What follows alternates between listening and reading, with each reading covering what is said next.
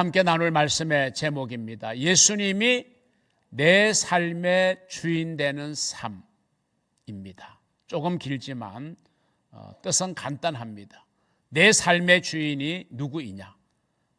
하나님이, 예수님이 되셔야 된다. 그런 의미입니다. 예수님이 내 삶의 주인 되는 삶, 이게 우리 성도들이 추구해야 되는 진정한 삶의 모습입니다. 어떤 분이 사람을 세 종류로 나누었습니다. 첫째는 지우개 같은 사람이 있다 그랬어요. 금방의 만남이 순식간에 지워지는 사람, 별 의미를 못 주는 사람이라는 이야기죠. 둘째는 금전지와 같은 사람이 있다 그랬습니다. 곧 닳아 없어지는 사람이죠. 수명이 그렇게 길지 않습니다. 셋째, 손수건 같은 사람이 있다 이랬어요. 이 손수건은 사람이 힘들어할 때는 땀을 닦아주고 사람이 슬퍼 눈물을 흘릴 때 그 눈에 눈물을 닦아주는 사람을 일컫는 이야기입니다. 자, 여러분은 이 세 종류의 사람 가운데 어떤 부류의 사람에 가깝다는 생각이 드십니까? 좋습니다. 어떤 부류의 삶에 속하든 간에 이제부터 여러분의 삶은 지우개 같은 삶이 아니고 건전지와 같은 삶이 아니라 손수건 같은 사람. 그래서 사랑하는 가족, 친구, 친지, 지인, 누구든지 성도든지 우리가 정말 땀을 닦아주고 눈물을 닦아주는 손수건 같은 사람 꼭 되시기를 주님의 이름으로 축원합니다. 우리 한번 옆 사람한테 다짐하십시다. 이제부터 손수건 같은 사람 되도록 힘쓰겠습니다. 네.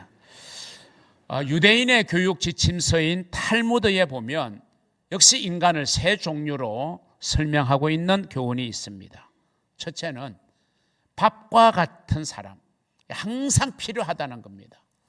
두 번째 사람은 약과 같다. 약은 항상 필요하면 걱정이죠.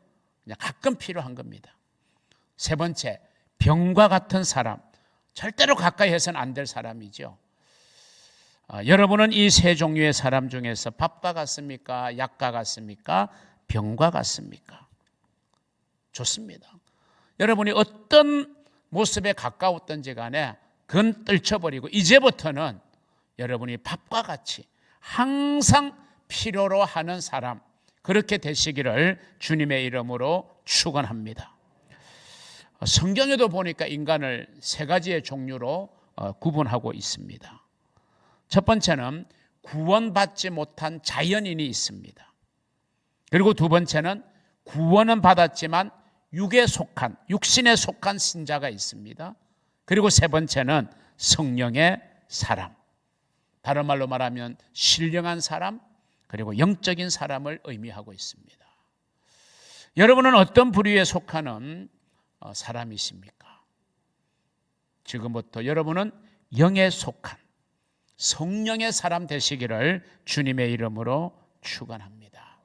오늘은 이 성경에 나오는 이 세 종류의 사람에 대해서 조금 자세하게 말씀을 여러분과 나누려고 합니다. 자, 첫째는 육에 속한 자연인이 있습니다. 육에 속한 자연인.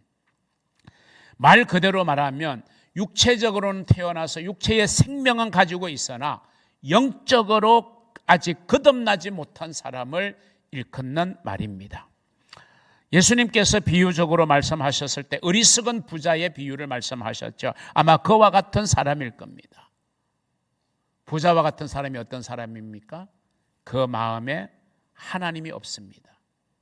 그리고 그 사람에게는 내세가 없습니다. 천국이 없습니다. 오직 눈에 보이는 이 세상이 전부인 사람. 그러기에 이 세상이 전부이기 때문에 돈, 그리고 성공, 권력, 그리고 쾌락, 그리고 명예, 이런 것들이 전부라고 생각하고 사는 사람입니다. 인간의 5가지의 감정, 감각, 오감만 만족시키면 된다라고 생각하고 사는 그런 육체의 사람을 일컫는 것이 바로 육에 속한 자연입니다.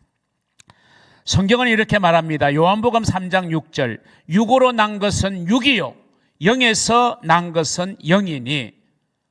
여러분, 육과 영이 확고하게 구분이 되고 있어요. 우리 인간은 육체와 더불어 영혼을 가지고 있는 존재입니다. 그래서 인간을 일컫는 말 중에 만물의 영장이라는 말이 있어요. 만물의 영장. 만물도 소중하지만 그들에게는 육체밖에 없지만 우리 인간에게는 영이 있다. 그래서 유일하게 인간이 영적인 존재다. 그렇게 표현하고 있는 것입니다. 결국 죽음이 뭡니까? 육체와 영혼이 분리되는 게 죽음 아닙니까? 육체와 영혼이 분리되는 거죠. 자, 이 육에 속한 자연인, 이 육에 속한 자연인의 특성을 오늘 성경은 14절에 보면 두 가지로 정확하게 설명합니다. 그 하나는 성령의 일들을 받지 않는다는 거죠. 성령에 관한 일들을 받아들이지 않는다는 겁니다. 성령의 일에 대해서 전혀 수용 능력이 없습니다. 그리고 영적인 세계, 또 신령한 세계, 하늘의 세계를 그들은 전혀 모릅니다. 보아도 모르고 들어도 모릅니다. 성령으로 거듭나지 못한 사람은 성령으로 거듭나 믿음을 가지고 하나님의 나라를 바라보고 사는 사람을 오히려 어리석은 사람으로 여기기도 합니다. 하나님의 말씀이 전혀 이질적으로 다가오는 사람들입니다. 그리고 교회가 하는 그런 영적인 일에 대해서도 역시 이질적으로 보일 뿐입니다. 그래서 그들이 교회 예배에 앉아 있어도 딴 세상에 있는 것 같아요. 나와는 뭔가 다른 것 같고 이질감이 느껴지는 것은 어쩌면 당연한 일이기도 하죠. 이렇게 성령의 일들, 성령의 세계, 성령의 역사를 절대로 그들은 수용할 능력이 없어요. 왜? 영적으로 거듭나지 않았기 때문에. 또 다른 하나는 성령의 일들, 성령의 역사들을 알 수도 없다는 거예요. 성령에 대하여, 성령의 역사에 대하여 이해 능력이 없다는 거예요. 왜? 영적으로 거듭나지 않았기 때문에 이해 능력이 떨어지는 것입니다. 우리가 가끔 믿지 않는 사람들에게 좀 뭔가 신앙적인 이야기를 하려고 하고 영적인 이야기를 하려고 할 때 뭔가 좀 벽에 부닥치는 느낌이 들 때가 있을 겁니다. 이 사람하고는 이런 부분들은 아무리 이야기해도 소용이 없구나. 아마 절벽감을 느낄 때가 분명히 있습니다. 왜 그렇습니까? 나는 영적인 세계를 이해하고 아는데 상대방은 영적인 세계를 전혀 모르기 때문에 대화가 원활하지를 않는 거죠. 성경에 관한 지식이 있다고 저절로 그리스도인이 되는 게 아닙니다. 주일날 교회에 나온다고 해서 저절로 그리스도인이 되는 게 아닙니다. 그 사람의 심령 속에 그리스도의 영, 성령이 반드시 있어야 되는 것입니다. 왜 그렇습니까? 고린도전서 12장 3절 하반절에 보면 성령으로 아니하고는 누구든지 예수를 주시라고 할 수 없다. 우리가 구원받는 가장 기본이 뭡니까? 믿음 아닙니까? 그러니까 믿음이라는 건 뭐죠? 예수가 나의 구주이심을 믿는 거잖아요. 예수가 나의 주인 되심을 믿는 거잖아요. 그런데 그 믿음도 지식으로 되는 게 아니라 예수에 대한 지식을 가지고 있다고 예수를 믿을 수 있는 게 아니라 무엇으로 하지 아니하고는 성령으로 하지 아니하고는 그리스도를 주라고 할 수 없다는 겁니다. 그래서 예수님을 나의 주님이라고 고백하는 것은 내 안에 성령이 있다는 것을 의미하고 있는 겁니다. 우리가 예수를 주로 고백할 수 있으면 내 안에 성령이 계시기 때문인 줄로 믿으시기를 바랍니다. 그렇기 때문에 여러분 교회에 출석은 하고 있으나 아직 예수를 여러분의 주로 고백하지 못하고 영접하지 못한 분이 있다면 반드시 예수를 주로 영접함으로 말미암아 여러분 안에 성령이 주어지고 그 성령으로 말미암아 여러분이 받아들인 예수가 여러분의 주 되심을 고백하시기를 바랍니다. 그래야 우리에게는 믿음의 세계가 새롭게 펼쳐지고 새로운 차원이 우리에게 열리게 되고 영적인 세계가 이해되고 받아들여지게 되어지는데 그렇지 못한 거듭나지 못한 육에 속한 사람 자연인은 절대로 영적인 일을 알 수가 없다는 거예요. 천국은 누가 갑니까? 착한 사람이 가는 게 아닙니다. 영혼이 거듭나야 갈 수 있는 곳이 천국이에요. 영혼이 거듭나야 갈 수 있는 곳이에요. 영혼이 거듭나야 우리가 영생 얻을 수 있고 구원받을 수 있는 줄로 믿으시기를 바랍니다. 두 번째 종류의 사람을 성경은 육에 속한 그리스도인이다 이렇게 표현하고 있습니다. 육에 속한 그리스도인. 이 말은 뭐냐? 예수를 영접하여 그래서 성령으로 거듭나기는 했는데 이제 중요한 게 뭐냐? 우리가 성령으로 거듭나는 게 첫 번째 중요함이라면 그 다음에 중요한 게 뭐냐면 성령의 지배를 받아야 돼. 내 안에 그리스도의 영이 있잖아요. 그러면 성령의 지배를 우리가 받아야 되는 겁니다. 저는 이렇게 한번 쉽게 예를 들어 보겠습니다. 자, 남자와 여자가 서로 만났습니다. 그리고 대화를 하고 교제를 이어가면서 서로의 마음을 이해합니다. 이제 점점 마음의 문이 열리기 시작합니다. 아, 저 사람을 나의 평생의 반려자로 내가 받아들입니다. 인정합니다. 또 상대도 그렇게 받아들이고 인정합니다. 그럼 이제 마음이 통하잖아요. 그럼 이제 결혼이 이루어져요. 그건 어떤 면에서는 출생하는 거예요. 자, 그러면 사랑해서 결혼해서 가정을 이루었다고 다 행복한 가정이 됩니까? 다 화목한 가정이 됩니까? 아름다운 가정이 됩니까? 아니죠. 이제 그때부터는 서로를 받아들였고 서로를 사랑했기에 그것의 지배를 받아야 돼요. 그래서 서로를 존중하고 서로를 배려하고 서로의 입장을 이해하고 들어주고 이런 노력들이 없이는 절대로 저절로 화목하고 행복하고 아름다운 가정은 저절로 만들어지는 법은 절대로 없다는 거죠. 똑같은 논리입니다. 우리가 예수를 구주로 영접했습니다. 그래서 예수님이 우리의 주인이 되셨어요. 그렇다고 해서 우리의 신앙이 다 완성됩니까? 아니죠. 그때부터는 내 마음에 들어와 계시는 주님을 내가 주인으로 모시고 그분의 다스림, 그분의 지배를 받아야 되어진다는 것입니다. 예수를 구주로 영접하기는 했지만 예수를 진짜 마음의 주인으로 모셔드리지 않고 그분의 지배를 받지 않고 다스림을 받지 않으면서 자기가 여전히 주인이 되는, 자기가 주인 행사를 하는 사람, 그 사람이 육에 속한 그리스도인이라고 하는 것입니다. 그래서 육에 속한 그리스도인은 신분은 그리스도인인데 생활은 세속적이라는 거예요. 주일날은 크리스찬인 것 같은데 평일날은 세상의 가치관, 세상의 방식, 세상의 조류를 따라 살아가게 되는 거예요. 그걸 성경의 표현대로 말하면 육신에 속한 신자, 육신에 속한 그리스도인이라 이렇게 말해요. 자, 그러면 육신에 속한 그리스도인의 특징을 성경은 뭐라고 말하고 있는지 아십니까? 두 가지인데요. 먼저는 그런 사람은 믿음이 불안정합니다. 여러분, 가정이 좋은 가정은요 든든한 가정이 되어야 되잖아요. 그럼 든든한 가정이 돼야 흔들림이 없거든. 어려움이 와도 그 가정은 그 어려움을 이겨내요.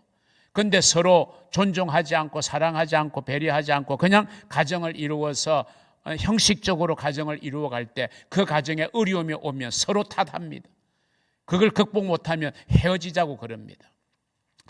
불안정한 거죠. 불안전한 가정이 되는 거죠. 부모와 자식도 마찬가지입니다.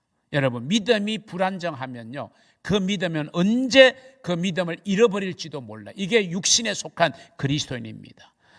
신앙적으로 말하면 아주 어린아이의 수준이에요. 어린아이는 우리가 언제나 불안하잖아요. 물가에 내온 아이처럼 무슨 일을 당하지 않을까, 사고를 만나지 않을까, 다치지 않을까 늘 걱정이잖아요. 어린아이의 수준이에요. 그게 믿음이 불안정한 거예요. 그래서 교회 생활하고 믿음 생활하면서 정말 쉽게 상처받고 쉽게 흔들리고 좌절하고 넘어집니다.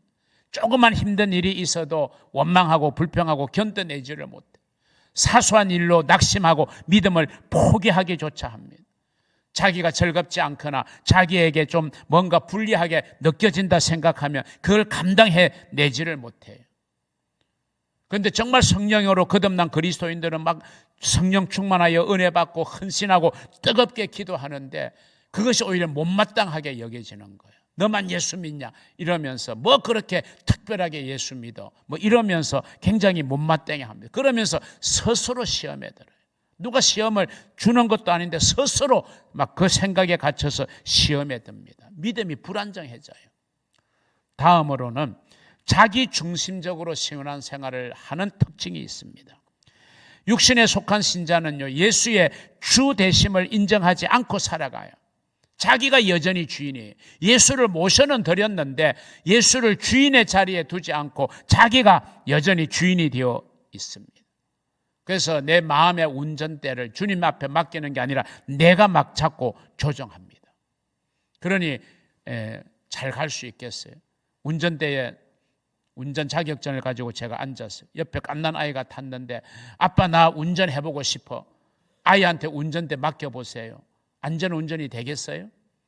무면허 운전 부모차 끌고 가다가 서울 강남 쪽에서 막 엄청난 사고를 일으킨 사건도 얼마 전에 일어났잖아요. 여러분 내 인생의 핸들을 누가 잡아야 됩니까? 예수님이 잡게 해야 돼요. 그래야 내 인생이 안전해지는 겁니다. 이런 사람들은요 세속적입니다. 물질적입니다. 마치 소돔성을 선택한 롯과 같은 신앙생활을 할 수밖에 없어요. 세상의 즐거움을 여전히 포기하지 않습니다. 육체의 본능과 소욕을 따라서 살아갑니다. 그래서 신부는 새 사람인데 사는 모습은 옛사람의 구습을 쫓아가는 삶의 모습인 거죠. 여러분은 어떻습니까? 마지막 세 번째입니다. 영에 속한 그리스도인. 이게 우리가 꿈꾸고 우리가 이르러야 될 진정한 그리스도인의 모습, 영에 속한 그리스도인입니다. 오늘 본문은 그리스도인의 속성을 한마디로 성령 받은 자다. 그렇죠? 그리스도인은 성령 받은 자입니다. 그럼 성령을 받은 사람은 하나님의 은혜를 지식적으로 알지 않아요. 체험적으로 알아야 돼요. 체험을 하는 겁니다. 지식의 문제가 아니라 마음의 문제인 거예요. 우리가 성령을 받지 않으면 하나님의 은혜를 올바로 깨달을 수가 없어요. 성령 충만해야 우리가 은혜 속에서 살아갑니다. 이런 성령에 속한 그리스도인의 특징을 성경은 세 가지로 정리하는데 먼저 영적 분별력을 가지고 살아가요. 그 사람 무엇이 하나님의 뜻인지 아닌지, 무엇이 하나님이 기뻐하는지, 하나님이 탄식하시는지를 분별할 수 있어요. 그걸 분별할 수 있으니까 하나님이 탄식하는 걸 알면서 그 길을 고집하지 않겠죠. 돌이키겠죠. 발걸음을 돌이키고 마음을 돌이키고. 그래서 영적 분별력을 가지고 살아갑니다. 왜? 성령께서 말씀을 통해서 가르쳐 주시니까 분별력이 있게 되는 거죠. 요한복음 14장 26절에 나오는 말씀처럼 성령은 우리의 영혼의 교사고 스승이라고 말씀하고 있습니다. 성령의 다스림을 우리가 받아야 되는 거죠. 그래서 영에 속한 사람은 성령의 인도, 성령의 지배를 받으며 사는 사람들이다. 다음으로 영에 속한 그리스도인들은 예수를 닮아가며 살아간다는 거예요. 예수를 닮아간다. 영에 속한 사람은 전 인격이 거듭난 자입니다. 그 마음의 중심에 예수를 품고 삽니다. 그래서 성령을 받은 사람은 그리스도의 마음으로 거듭난 사람이에요. 여러분 성탄의 의미가 뭡니까? 제가 이번 성탄절에 설교하겠지만 성탄의 의미는요, 빌립보서 2장 5절 너희 안에 이 마음을 품으라는 거예요. 그리스도의 마음을 품는 것이 성탄의 진정한 의미예요. 여러분이 그리스도의 마음을 여러분의 마음 중심에 품고 살아야 가야 됩니다. 그래야 여러분이 진짜 거듭난 삶이 되어지는 것입니다. 예수를 닮는 것입니다. 그리고 세 번째는 하나님과 친하게 살게 됩니다. 하나님과 친하게 살게 돼요. 영에 속한 사람은 하나님 아버지와 영적인 교제를 나누며 살아갑니다. 그래서 하나님 안에서 누릴 수 있는 기쁨, 행복을 최고로 생각하고 살아가는 거예요. 이 사람은요, 삶이 좀 빈궁해지고 어려움이 찾아와도 흔들리지 않아요. 왜? 하나님이 주시는 기쁨과 평안이 내 안에 자리 잡고 있기 때문에 그것을 이겨낼 수 있는 힘이 있는 거예요. 그게 영에 속한 사람들의 특징입니다. 여러분, 하나님 한 분만 계시면 그것으로 만족한 겁니다. 저는 어린 시절이 너무 불행했고 가난했기 때문에 너무너무 힘들었다는 말씀을 드렸죠. 그런데 제가 말씀 한 구절 앞에 그 모든 것을 내려놓을 수 있었습니다. 환경이 바뀐 게 아니잖아요. 가난하고 어려웠던 환경이 바뀌어서 제 생각이 바뀐 게 아니에요. 환경은 똑같은데 하나님이 제게 주신 말씀, 내가 너를 고아처럼 혼자 버려두지 아니한다. 이 말씀을 하나님이 제 마음에 제일 먼저 새겨준 말씀이기 때문에 내가 그동안 환경과 모든 여건을 생각하니까 나는 부모가 있으나 부모 없는 고아와 같다는 생각을 저는 했더랬거든요. 그런데 이 말씀 한마디 앞에 상황은 바뀌지 않았는데, 환경은 바뀌지 않았는데, 여건은 그대로인데, 그런데 마음에 기쁨이 있고 평안이 있고 행복이 있다니까요. 이것쯤이야 뭐 아무것도 아니다, 이렇게 견뎌내는 거죠. 그래서 여러분, 우리에게는 하나님이 주시는 은혜가 필요한 거고 성령의 권세가 필요한 거예요. 그래야 우리가 어떤 거라도 우리는 이겨낼 수 있는 것입니다. 예수를 따라다녔던 제자들 성령을 받지 못하니까요, 예수의 십자가의 고난과 죽음 앞에 다 비겁하게 도망가고 예수를 모른다고 어린 소녀 앞에서도 부인했던 베드로 아니었습니까? 주님의 명령대로 너희는 성령을 받기까지 기도해라. 그래서 기도하여 성령을 받은 다음에 제자들은 전혀 다른 사람으로 바뀌어졌습니다. 여러분, 교육이, 훈련이 우리를 바꾸는 부분도 분명히 일정 부분 있습니다. 그러나 여러분, 진정한 변화는요, 성령으로 말미암지 않고는 진정한 근본적인 변화는 일어나지 않는 겁니다. 이렇게 변화되어진 제자들은 이제 더 이상 자기의 목숨을 아까워하지 않는 사람으로 바뀌었잖아요. 죽음 앞에서는 자기에게 불이익이 올까봐, 자기에게도 어떤 어려움이 올까봐 도망가고 숨었던 제자들인데, 오히려 떳떳하게 드러내놓고 목숨을 던져서 복음을 전하는 순교자, 증인의 삶을 그들은 살았던 겁니다. 오늘날의 교회가, 그리고 우리 그리스도인들이 세상 앞에 선한 영향력으로 나타나야 됩니다. 우리가 지탄받고 손가락질받고 비난받는 그런 모습으로 우리가 살아서는 안 되죠. 그러려면 우리가 어떻게 해야 됩니까? 내 힘으로는 안 되는 거예요. 우리가 성령으로 거듭나야 돼요. 성령 충만으로 우리의 인격도 변화되고 우리의 삶도 변화되고 우리의 지정의 전인격적인 변화가 일어날 때 우리는 선한 영향력으로 그들에게 삶으로 전도하게 되어지는 것인 줄로 믿으시기를 바랍니다. 그래서 우리는 작은 예수로 살아가야 되는 겁니다. 사랑하는 성도 여러분, 그리스도인으로 살아가는 저와 여러분의 삶의 모습은 분명해야 합니다. 그게 오늘 설교의 제목이에요. 예수님이 내 삶의 주인 되는 삶의 모습. 자, 여러분, 세 가지의 그림을 보십시오. 제일 먼저 그림은 나는 내 마음에 있는데, 저 원은 마음을 말해요. 하트. 나는 내 마음에 있는데 예수님은 내 마음 밖에 있어요. 이거는 예수를 영접하지 않는 자연인을 이야기합니다. 두 번째 그림, 가운데 그림은요, 예수를 영접했습니다. 그런데 여전히 내 마음의 중심, 의자의 보좌에는 내가 있고 내가 주인이고 예수님은 내 밑에 있어요. 이게 바로 육에 속한 그리스도인의 모습입니다. 마지막 세 번째 모습을 보세요. 의자에는 주님이 계시고 나는 주님 앞에 엎드려서 주님의 다스림을 받습니다. 자, 저기 검은 점들이, 크고 작은 점들이 있잖아요. 첫 번째, 두 번째 그림은 혼란스럽습니다. 뭔가 불안합니다. 불안정합니다. 그런데 세 번째 그림, 예수가 내 마음의 주인이 되고 내가 그분 아래 다스림을 받으면요, 모든 것이 균형이 잡혀 있습니다. 안정됩니다. 평화가 있습니다. 여러분, 저 그림이 주는 의미를 여러분이 한번 생각해 보시고, 여러분이 여러분의 주인이 되는 삶을 살아가시겠습니까? 아니면 예수 그리스도가 내 삶의 주인 되는 삶을 살아가시겠습니까? 오늘 정말 믿음을 제대로 지켜나가기 어려운 시대를 우리는 살아가고 있습니다.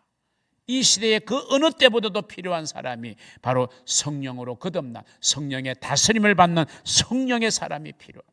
그래야 우리가 영적인 권세를 받게 되고 성령의 기름 부으심을 받게 됨으로 말미암아 우리가 내 주변을 변화시켜 나가고 세상을 변화시켜 나가는 그런 그리스도인으로 살아가게 되는 은혜가 임하게 될 겁니다. 여러분이 그런 복된 그리스도인이 되시기를 주님의 이름으로 축원합니다.